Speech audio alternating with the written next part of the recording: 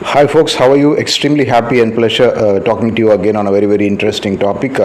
I'm sure you would probably subscribe and like these videos, and also let me know in the comments as to whether my videos on contemporary HR and life make sense. A very interesting topic today, career growth. All of us endeavor to grow in our careers, and it is our constant goal to grow in our careers. And a lot of times we also think that career growth is something which the organization gives us, and career growth depends on the external environment.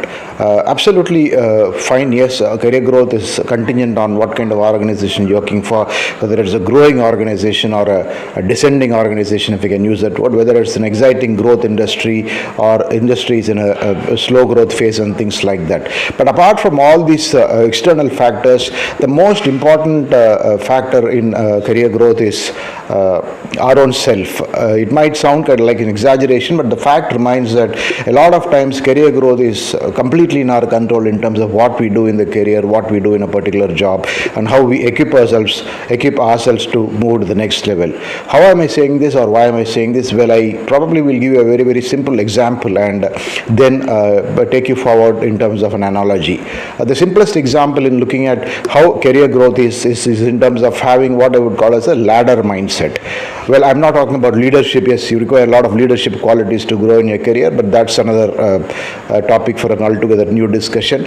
But what is more important is you have a very strong ladder mindset to grow in your career. And how does a ladder work? Ladder works step by step. Every step is a particular climb in the ladder, and the ladder is leaning against any wall at a different gradient. We really don't know what is the gradient in which the ladder is leaning on the wall. It could be steep, it could be narrow, there could be challenges in climbing the ladder.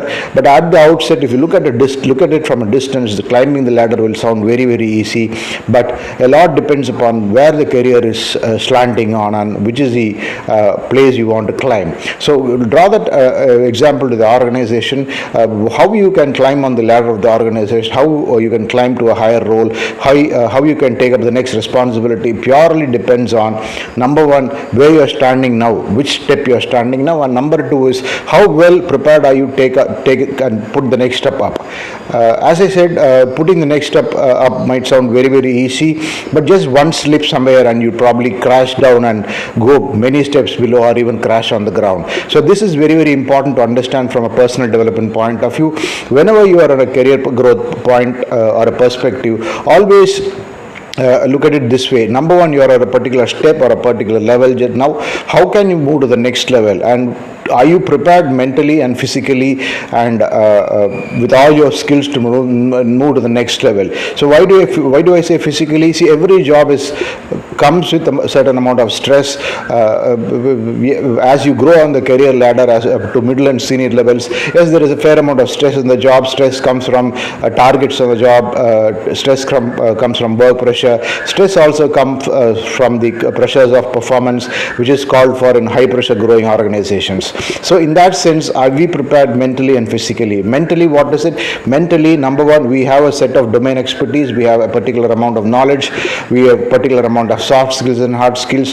That is at a particular step. Now, to keep the next step above the ladder, to move above the next step, which means literally taking up the next role in the organization, one level of promotion, are we prepared? Are we ready in terms of what competencies we have? We might be not handling a team now, but one up step in the ladder, you need to handle a large team or a medium-sized team. So which means your interpersonal skills have to be very different. Your soft skills have to be very different.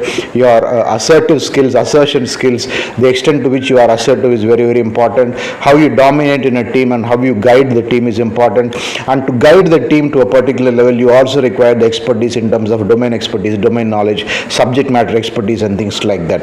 Unless otherwise that kind of expertise is there, nobody is going to give you a due respect, and nobody is going to look up to you as a boss. That is very important. A lot of times we think people grow by luck, but what happens is people who really grow purely by luck get completely exposed in this next step, or what they call as the next level of the organization. So to prevent you from getting into that stage, the best way to do is always constantly be on the prowl as to what is happening in the next step, what are the skills and competencies required in the next step, what is the span of control of the next step, and how is it very different from what you are doing now. Today you might be a territory manager, or if you might be just a software engineer. The next level can be a project manager, team team leader or whatever, or a senior sales manager or a regional sales manager. So the competencies and skills required in these two different roles at one step above in the ladder are very, very different. An individual software developer role might not require excellent client relationship skills. You may be only reporting to the project leader, and the project leader will be the client interface, where you have a lot of domestic and international clients. So if you need to move up to the next level in terms of the program management, the project management role, you need to have a lot of skills, a lot more skills than what you think you have now. And are you prepared? Are you preparing yourself to get to the next level? You might be short in a number of skills. You might be short, for example, in excellent written communication. You might be short in communication skills. You might be short in even asserting yourselves in a workplace or a client environment. What you have to do is you have to consciously develop on all these fronts, apart from whatever skills you have. Any additional skills you need to pick up, either by training yourselves consciously, or probably even undergoing formal training across a number of these e-learning platforms, or if necessary even undergo what is now contemporarily called as a short-term MBA or whatever relevant is a course. So this is how in every step of your career, every stage of your career, what I call analogy as every step of the ladder, to climb, to just put your leg above in the next step, it requires immense amount of preparation. It is not that people magically climb up the ladder. For example, someone who is a peer or who was with you in your college could be probably 3 levels above you. So which means they have already put up so much of additional efforts. Of course, fundamentally there is a difference in the kind of smartness or intelligence level or IQ level of everybody, but that is only up to a certain point. Beyond a certain point, what really matters in a corporate environment is, as I keep saying, how well prepared are you to take up the next level? How well prepared are you to probably go and ask your manager or your company that I want the next level, otherwise I see no point in slogging myself more than 3 to 5 years in this particular role. Unfortunately, in the Indian context and even in the international context, presently a lot of times when it comes to leadership of a particular functional area, the tendency in HR or even the organization is to go and hire people from outside. So if you have a set of territory managers now, and your regional manager calls it quits, the normal tendency or naturally what should be done is somebody from your team should be given an opportunity. But because the company thinks, or the HR thinks, or the functional head or the CEO of the organization thinks that there is nobody to take up that role or willing to take up that role, they just go out and hire people laterally from outside. While this has got a lot of pluses and minuses, the fact remains that it is also clearly means that a lot of internal talent is being overlooked. And why is internal talent being overlooked? One, the perception is that internally no one is good, but two, the fact also remains that in an entire lot of people who are there within the organization, nobody went and told or went and subtly asked to the functional head or the CEO of the organization as to why am I not being considered for the next step in the ladder. And when you have to go and ask about the next step in the ladder, about your role preparedness for the next step in the ladder, very, very clearly, as I said in the initial part of the video, you have to consciously be completely prepared. So what if suddenly they said, okay, from tomorrow you are the regional manager and we are very happy to give it to you.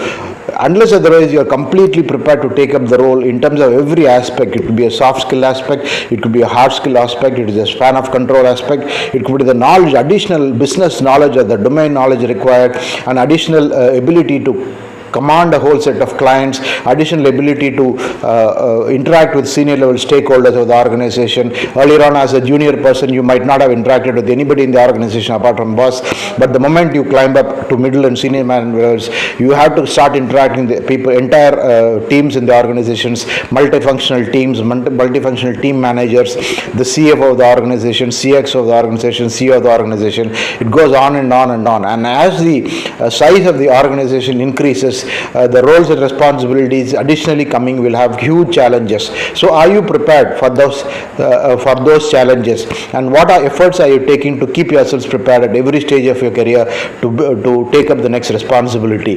That is why I keep saying you have to have a ladder mindset. And every time, as long as you are in every step, you must constantly watch and see whether you are ready to climb the next step. You have to climb it very carefully, and once you climb and reach the next step, you have to stay comfortably there until conditions are suitable for the next step above. And that is how gradually, in phases, acquiring all the skills required over a period of time, maybe over a period of 20 years or 10-20 years, or however fast you grow, you really become the CEO of the organization. So becoming a CEO of the organization or the head of the organization, whether big or small, is a marathon. It is not a sprint, and it doesn't come by sheer luck.